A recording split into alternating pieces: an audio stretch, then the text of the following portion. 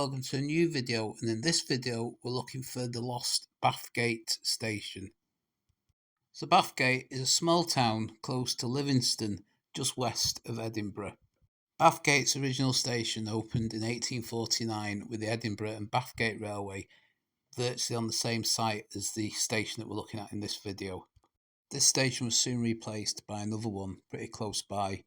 In 1856, the Monklands Railway opened another Bathgate station. By 1865, these had become Bathgate Upper and Bathgate Lower respectively. Bathgate Lower closed in 1930 and Upper Station closed in 1956.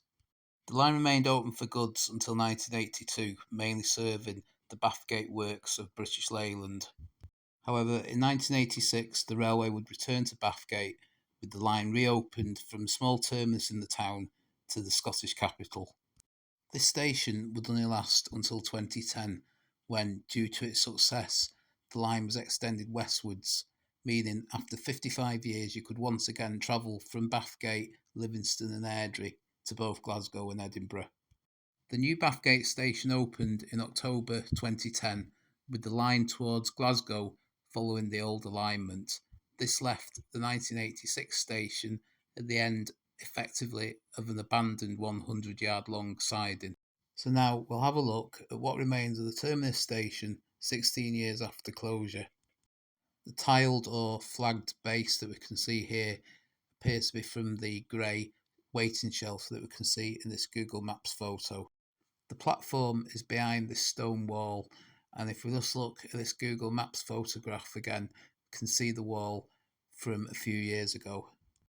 The platform does survive again behind the wall, but as you can see, it's now very overgrown. Again, going back to Google Maps, we can see the platform from when the station was open.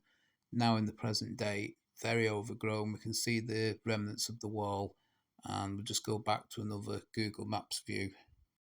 And the view as it is now from the buffer stops.